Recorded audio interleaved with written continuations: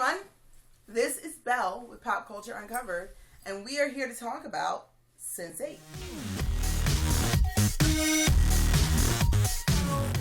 The episode is the Christmas special, and it catches us up 4 months after the events of the season finale.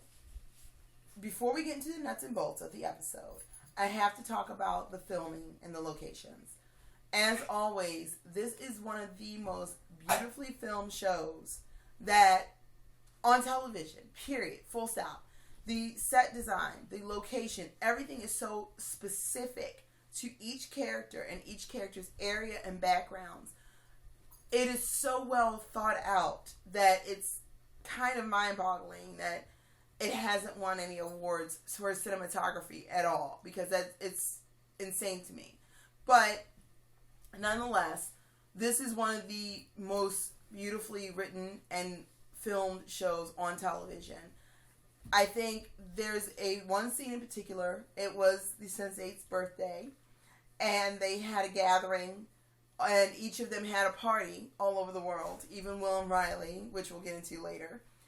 And it is filled with so much joy and hope and beauty.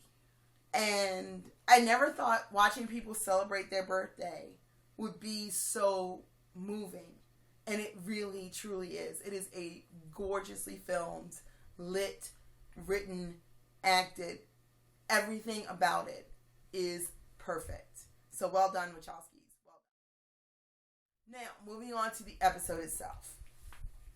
Our gang is scattered, as always, all around the world. Riley and Will are on the run. We have no idea where they are, because if we knew, then Whispers knows. So they are keeping their location on lock.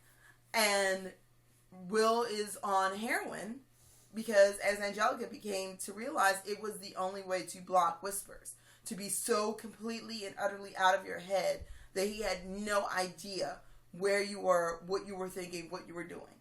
And so the toll it's taking on him emotionally and physically is so brutal that it's so well acted. Brian J. Smith is just doing such a great job. The part that kind of got to me was when he wanted to speak to his dad. And Riley convinces him to call his dad, and it's heartbreaking, you guys. You're gonna get a little choked up. I know I did. I don't know what I would do if I personally couldn't speak to my parents. Not because I wasn't speaking to them, but because circumstances completely out of my control are forcing me not to.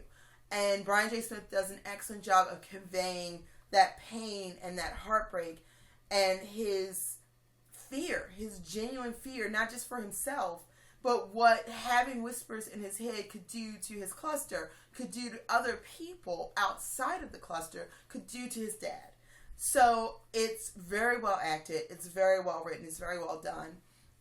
The other character who had a standout performance this episode was Sun. Duna Bay doesn't really get a lot of lines, not just in this season, but in this episode but in the entirety of the first season.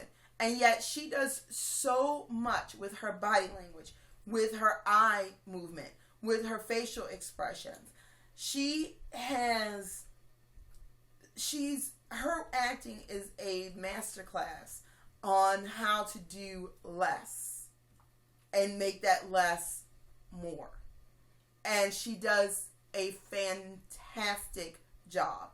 And you feel every moment of her fury. Not self-pity, not raging against the machine, but more her cold, calculated, soon-to-be unstoppable rage that is just building and building and building. You can tell that just being locked up has not, even if she didn't have the other Sense8s, being locked up wouldn't do anything to hold her back. Her brother is in for a surprise, and I personally cannot wait for the whooping. So, speaking to that wait, we have 5 months. The show does not come back until May of 2017. So I don't know about you guys, but I'm personally going to be begging Netflix to bring it back a little bit sooner. I know that they're currently filming season 3. So this season is already wrapped up. But I really hope that they give us something, a little something, something. I know the Christmas special was supposed to hold us over, but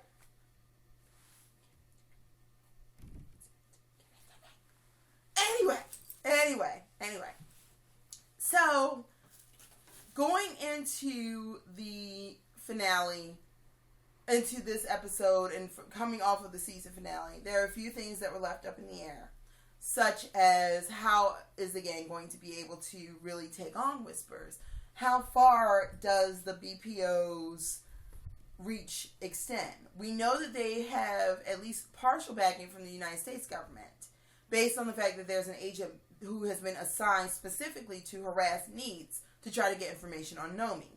He has been apparently stalking her for the last 4 months, trying to get information on Nomi, who is doing something really brilliant that I will not spoil for you, but it's exactly what I thought I would do in this situation, and I love that that's what they did.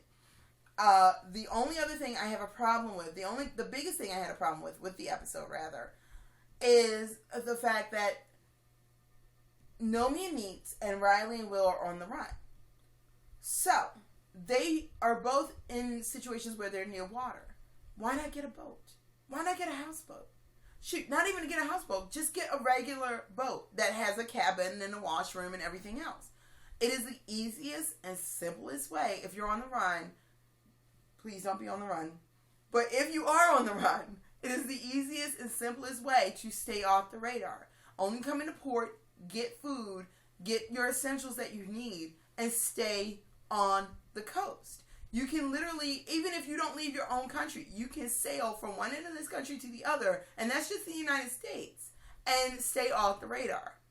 So I don't understand why they aren't mobile or more mobile.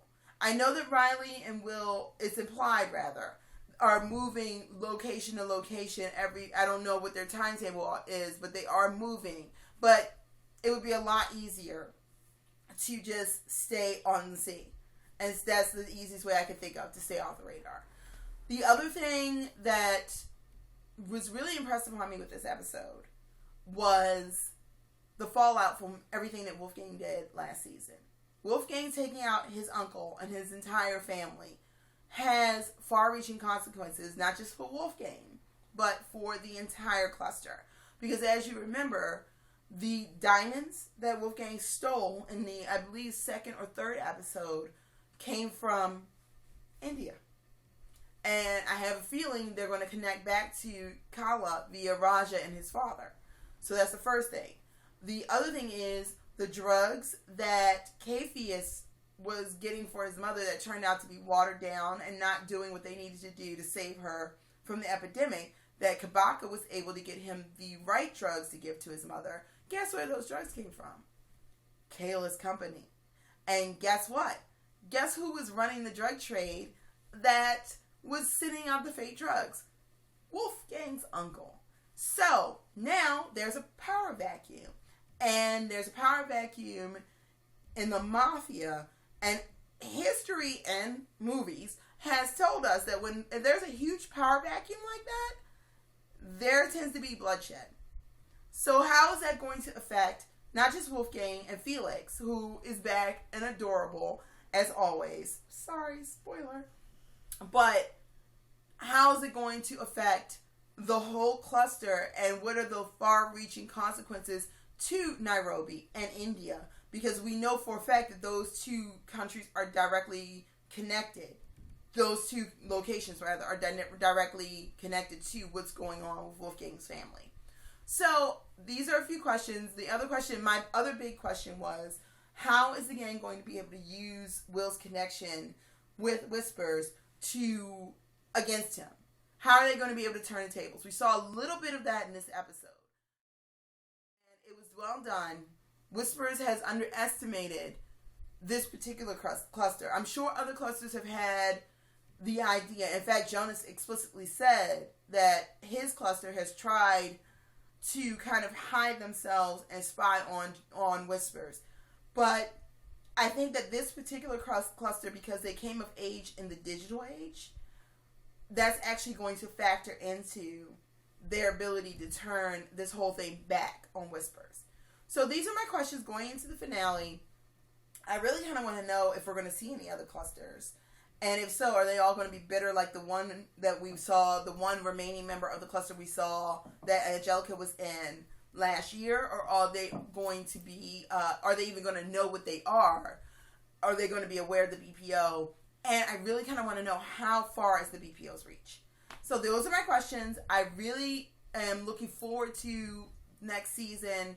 This really whetted my appetite and made me hungry for more, as you know. And a special shout out to Duna Bay and Brian J. Smith, who gave phenomenal performances. I know I said it before, but guys, they're so good in this episode. Out of a cast who brings it 110% per every episode, they were the standouts. So, I'm just ready for more. How about you? Let us know in the comments. We'll talk to you later. This is Belle with Pop Culture Uncovered. You can catch us at popcultureuncovered.com, Pop Culture Uncovered on Facebook, PCU Uncovered on Twitter and Instagram, and our Pop Culture Uncovered Tumblr. Thanks, and peace.